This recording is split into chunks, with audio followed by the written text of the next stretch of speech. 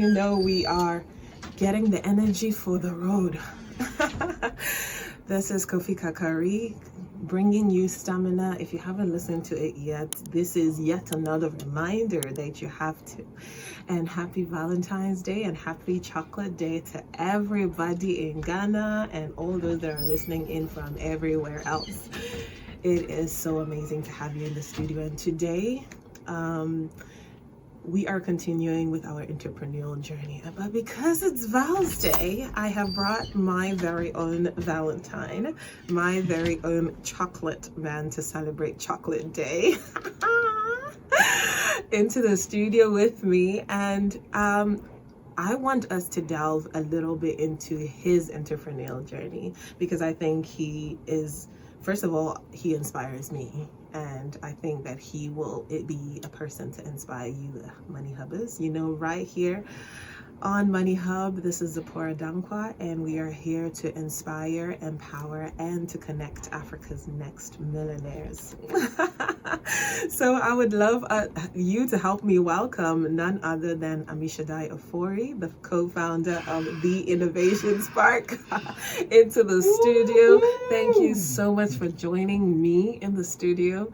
Every time that I've had you here, I think I have too much fun. So today we're gonna keep it fun, but I'm also gonna be brutal with you. Okay. You know, I don't pull any punches with any of my guests. Yeah, I wouldn't want to get any preferential treatments. All you get is being called Chocolate Man on here. I'll take it. And today I really just want to kind of delve back into what started the spark for you, right? And so, not the romance spark, sir, the innovation spark. We'll save the other spark for later. I wanted to just start from the beginning because you are an entrepreneur as much as you are in, I would say, the workplace. Like you're in the corporate workplace. You're working for organizations. You are working, consulting in multiple capacities. And you have also started your own business for how many years now? 10 years this year. Wow, that is absolutely amazing. So where did this journey begin? Did you ever see that you were going to be where you are right now? Or where did that idea of where you would start begin? No one else. A kid, I always used to sell newspapers by the roadside. I'm kidding. What? I was like, what? I've never heard this before. Oh my gosh. Yeah, that would have been great if that's how I started. No, I don't think I had any plans to become an entrepreneur. No. But your environment usually inspires and stimulates some of the things that you do. Absolutely. So my mom grew up a banker, but she would always buy and sell stuff. Yeah. So I remember very well the first time she went to the UK, she brought stuff and she was selling in the bank. Yeah. And then soon she said she wants to go to China, and then she'll bring stuff and sell, and then she went to Dubai. And of course with this came also stories, and that's obviously inspired my desire to travel as well. Yes. But because my mom would buy and sell stuff, I guess it became a thing for my sisters and I. Oh. So I remember there were some probably used clothing, belts, stuff like that she wouldn't sell. Yeah. We would take them and arrange them on a desk in front of the house, selling them. I remember one time my sisters and I were selling these belts and we didn't know the value of the belts. So this one guy comes and asks, how much is the belt? And we give a ridiculously low price, and he says, are you sure?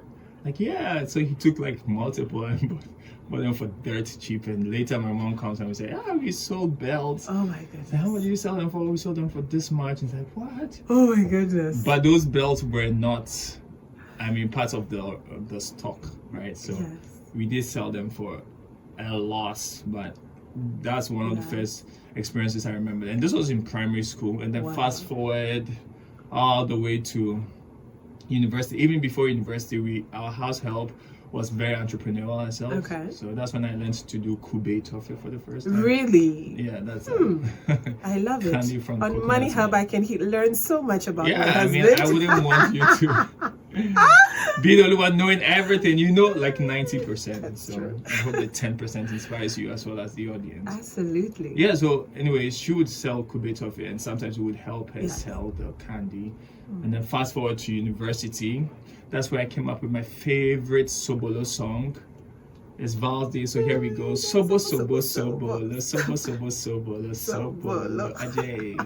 And that's when I was selling sobolo on behalf of my sister. Oh. Yes, who had finished university, and she was in she was they call them a TA, teaching assistant. Okay. So just to make money on the side, she would make bottles of sobolo, and then I would sell them in my hostel. Interesting. And yeah, so I guess you could consider those as starter drives for selling. Yes. I still didn't consider myself an entrepreneur. Yes. But I did read a book way before uni. This was during my senior high school days. Okay. Rich Dad, Poor Dad. Yes. That's when I concluded, okay, I'm not going to university. University is for poor people. I am going to pursue business and wealth. Yes. But my mom said that she wanted a university certificate. Yes. So I went to university for my mom. I got her the certificate and said, here you go. I'm done. Yes. Now I can do whatever I want. And I remember from that time I said I never wanted to work a 9 to 5 or for anybody. Yes. And so it was in university I came across Meltwater Entrepreneurial School of Technology, Yes. MEST Africa now. And as soon as they started talking, I'm like, this is the place I want to be. Yeah. And maybe we'll talk Wait, later. how did you come across that, by the way? So university, I was president of National Society of Black Engineers. Okay. We'll talk a bit about how nerdy I am. Yes, But absolutely So nerdy. studied electrical engineering, was president of the National Society of Black Engineers, and part of what we did was do career days. Okay, And so we invited MEST Africa to tell us a bit about MEST What Africa. they do, okay. And this guy had studied agric engineering, but was here bragging about how he could code, and he was so confident. I'm like, where did this guy get this confidence from? Okay. I need some of this action. Yeah. And so that's when I resolved I'm going to go to MEST. Okay. Yes. Okay. So And now then I see the rest. pivot. Okay. That was the first for me. Yeah. Interesting. Yeah. So looking at, first of all, you ended up going to university just so that you can give that certificate to your Yes. mother. And then afterwards you kind of got into is An it entrepreneurial MEST? school. Yeah, A training school program. that is literally there. How many applications do they get per year? A lot. At our time, I remember the statistics were 1,000 applicants, Wow. only 30 were chosen. Whoa. So that's like 0.3%. And Ish. what were some of the challenges for you going into an entrepreneurial school, even though you had a desire to be an entrepreneur? What are some of the challenges that you faced? And I believe around that time is when you had your first startup. Yes. Can you tell me about the challenges with that, and what did you learn from that experience? Well, good question. In MEST, everybody was a genius. Everybody wanted to, again, be a globally successful software entrepreneur. That was the mantra at MEST. Yes. So there was a lot of pressure. Interesting. There was a lot of pressure to figure out what you want to do, what program you want to start, what company you want to start. Yes. And it was supposed to be a tech startup. Uh-huh. And so you had to find problems to solve. You would go through different capstones. Yes. These are like, like mini projects hoping that you find. Yeah. So the first challenge was, oh my gosh, am I really going to find a problem I can solve? Like, Okay. either that or classic sentences we say in tech startups is it a pill or is it a vitamin? So you would find a vitamin being, oh, wouldn't it be nice if you created a filter for Instagram? Okay. And every time you wanted to take a picture, you would use your filter. Okay. That's a vitamin. Okay. People might like using it, but it's not a pain. Okay. It's not something a pain. Yes. But the pain would be, wouldn't it be great if anytime a farmer wanted a tractor, they could call a number and get access to a tractor, right? Because it's a real pain. So that's a pill. Okay. So it was like, will I find a pill problem or will I find a vitamin problem? And that was one of the first real struggles being at MEST.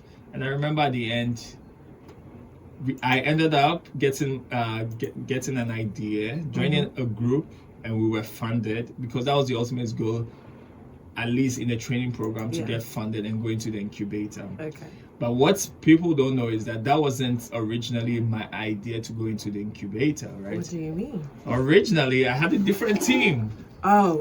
A team with, shout outs to Franca Kwe, aka Larry. I even forgotten my other team members, but Larry and I and a group of 2 others were in a team. Okay. We had a pill problem, but the team was not homogeneous. There was no synergy in the team. So we wanted to create sort of like a platform where micro and smallholder finance, microfinance institutions could track their customers. And at that time, there were people who did things we call susu. So they would go to the market, take like a 10 CDs every day from the market woman and write it in a book. Okay. So instead of that, we're going to create a software, right? Okay. So you track people's spending, contributions, and then it's easy to generate. Great idea, because at that time it didn't exist, but there was no synergy in this thing. And we're like 2 months to finishing the whole MEST program, and Larry and I were like, you know what? This is not for us. It's okay. It's better we are not in a company than in a company that we know it's not going to work. It's going to fail because there's no synergy, or we might not even get funding. And that was unheard of at MEST, because the goal was everybody gets into the incubator program. You get funding, you go into it. So Larry and I said, we're not going to do this. We told the head, was the teaching fellows at that time, we don't think we have synergy, we are not going to do it. So 2 months to time, Larry and I didn't have a company. Everyone else was working on a project idea or a company idea, and Larry went to work for some of the companies already in the incubator, and I was, I guess, waiting for opportunity. And that's when my co-founders for Flippy Campus approached me and said, hey, Amish, we like your energy. We understand that you and Larry are no longer in a team. If you are up for it, we'd like you to be our 4th co-founder. Help us, especially with the the customer acquisition marketing side, because we like your energy. You already have some experience here. It's like, yeah, sure, why not? And that's how I joined Flippy Campus. So I became the 4th co-founder of Flippy Campus. Long story short, we pitched our company. We were 1 out of 5 companies that pitched. We were 1 out of only 2 companies that were funded for that year group. And we're the first startup in Ghana to make 1 million downloads ever in the country. And I remember it was a big deal. So that is really incredible, because first of all, what I'm getting from this, and I hope you don't miss it, MoneyHubbers, is first of all being in a team, also realizing that the should I say synergy in the team members, the right partnership was necessary for it to be a success. And you could see that there was not the right partnership here. And honestly, the courage to be able to dump it before 2 months before the end of the 2 months before. Oh my goodness. Scandalous indeed. Really, honestly. And then anyway, Larry ended up being a valedictorian, but that's a whole conversation around knowing what feels right and doing it. And sometimes you might not know what the end of it will be, but taking that route is better than trying to play it safe. And when realizing that the route that you're on is not the right one, actually being able to be courageous enough to pivot. That's the word. Or to join to start something new. If that's what it takes. And yes, so that word pivot, I love it, because in business and in startups, you might have to pivot a few times. And it takes a lot of courage, especially when you have told the investors, this is what we're going to do, this is what they've given you money for, but you see it's not working. That's not the way it's going. And to say we are changing trajectory is very important as a business, whether or not you're running a tech startup or not. I mean, just talking about courage right now, we know that innovation requires a lot of courage. And you have made it your business, technically, to help other startups to be able to get the information that they need, to get what they need to make these courageous moves. How has that been for you? And what are some of the, the risks that you took in getting into the industry that you're in right now? And what are some of the things that you help others kind of steer clear of? You know, today I wanted to really talk about failure, like the idea and the concept of failure. Again, speaking to my friend Larry that I was telling you about, I mentioned, my first startup failed, and you know, like, it's funny, And he said, no, it didn't fail. It's about perspective and what you learned from what you thought was a failure. Yes. So I always used to say, and this is how I would pitch Innovation Spark, which is, like my company, the company I'm running with Isaac and Kwame now, as, my first startup failed. I took the lessons I learned from it and started Innovation Spark so that other startups won't fail, right? Mm-hmm. It's actually my first startup was successful in these areas. I'm taking these lessons and I'm helping startups learn, as well as areas where I considered failures. Yeah. Because failure is really like an opportunity for you to do better. Oh, that is so for good. The next one, right? That is so good. I know you love scripture, so I'm going to give you some scripture. So it says, count it all joy when you face trials, others say temptations of many kinds. As soon as you start getting the trials, like, woo! Yeah, let's go. Why? Because the testing of your faith produces perseverance. And once perseverance finishes its work, you'll be mature and complete, not lacking anything. Yes. The same word trials can be used in this case for failure. Like as soon as you get a failure, I'm like, yes, learning opportunity right here. Come on. That is such good perspective, because I think the hardest thing for anybody going into entrepreneurship, into innovation, into almost any new territory is the fear of failing. Yep. Right, and I know you are going to fail. And the truth is that you will fail. It's a new area, yes. Because we forget how much we failed in the past and become and made it. Yes. Right, we forget that we failed at many times at walking. We failed many times at learning. We failed many times until we perfected it. But we become afraid once we understand, or we feel like we're mature. Yeah. So this is such a wonderful I think mindset to have. Yes. So to answer your question, the lessons I've learned from here, taking innovation and helping startups appreciate these risks, is to, number one, the failure exists. Yes. Try it. In startup world, we say fail fast, right? Ooh. Or move fast and break things. I don't agree with that, but fail fast, learn and do it better. Okay. And so that's why I tell the entrepreneurs, you want to get you're building an app, you want 1 million people to download. I'm like, listen, take your MVP, take the ugliest form of this and try and get 10 people to say, you know what, I find value in this, I'll use this. Yes. And in getting those 10, you get people telling you this is nonsense. Yes. I know I don't find any use for this feature. Yes. And by the time you get an actual product out, then you would have perfected from that failure, and then you can actually scale. Yes. And more people will download versus you trying to perfect it from the beginning. Yes. Some people don't even have data to download. I was going to say the worst thing is perfecting it in the very beginning, and then now you reach all the millions of people you wanted to, but then they don't find value in it. Exactly. Oh, that's so good. Those are some of the lessons I took from my MEST experience, learning experience, and I brought it into Innovation Spark. So Innovation Spark really was 3 guys who came together and said, listen, we see a lot of opportunities in the tech and startup innovation space. Yeah. What if we made these opportunities available to the people who actually need to see it? And so we said, okay, let's set up a platform where we just start by sharing opportunities. Yeah. And then the opportunities became stories of people who are doing great, just to inspire other people to say, hey, if this person has done this from Ghana, I can do this also. Yeah. And then from that came like a newsletter, and from that came like a yearly report, and from that came, okay, we need you to coach and train these startups, which is what I was already doing because I was at the Ghana Innovation Hub.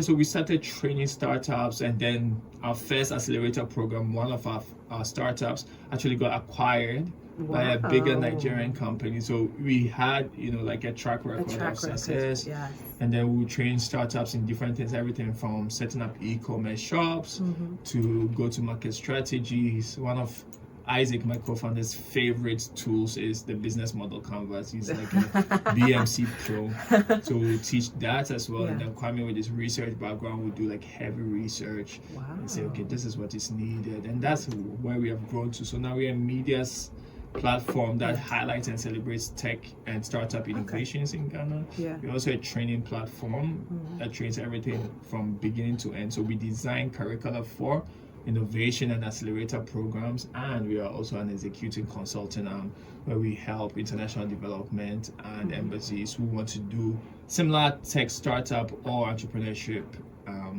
activities do that in the country. Thank you so much for sharing that. And if you're just joining us, we are coming to the end of our entrepreneurial journey. And today I have in the studio with me, celebrating Chocolate Day with me, my husband, AMMISHADDAI Ofori, the co-founder of The Innovation Spark. And as you just heard, they have graduated from just merely helping startups to being kind of the thought leaders in innovation currently in Ghana. I was going to ask what your future ambitions are, but boy.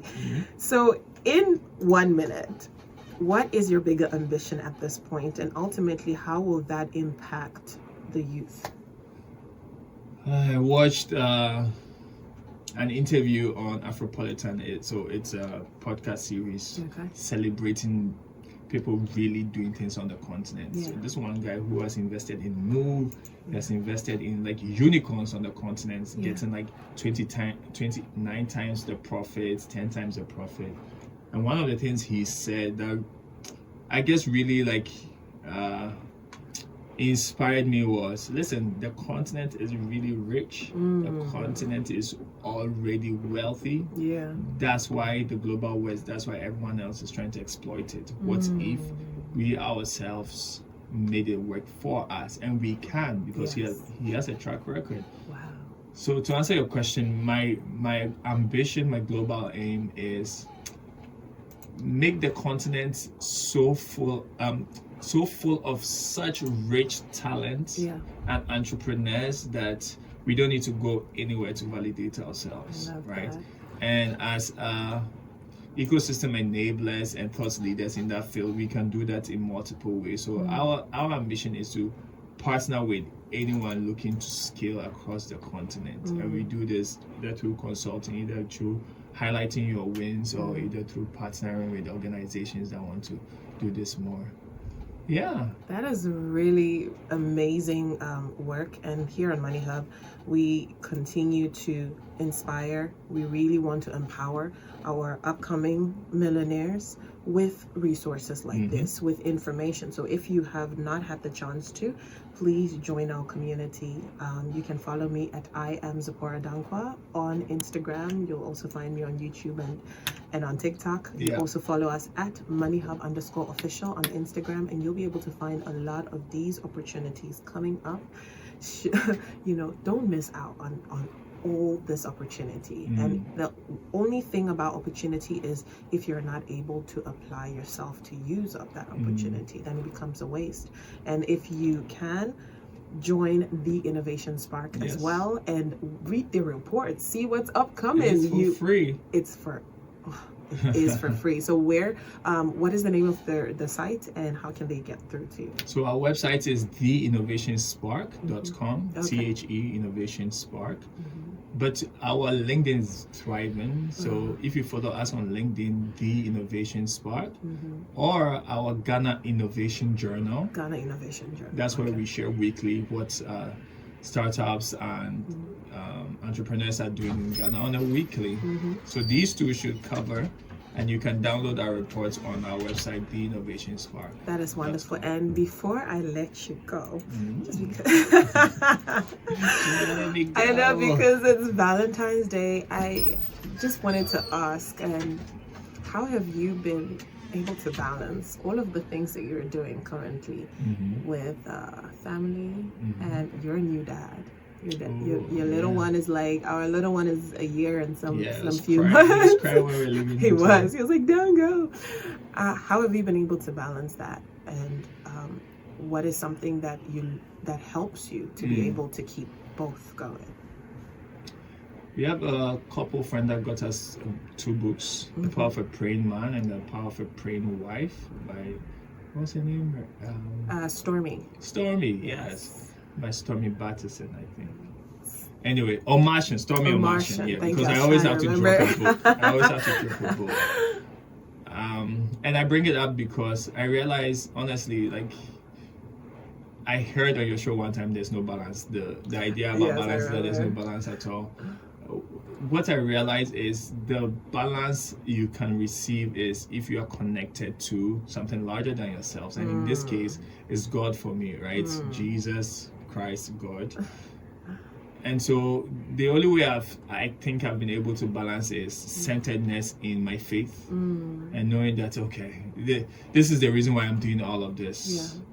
And from then I realized even when I'm feeling very selfish and I'm so tired, I need some time for myself, it's like, okay, I pick up a book like Power of a Praying Husband. I'm like, I'm praying for her needs and her emotions and what she might be going through. So I'm like, whatever you think you're going through might not be as serious as what my wife is going through.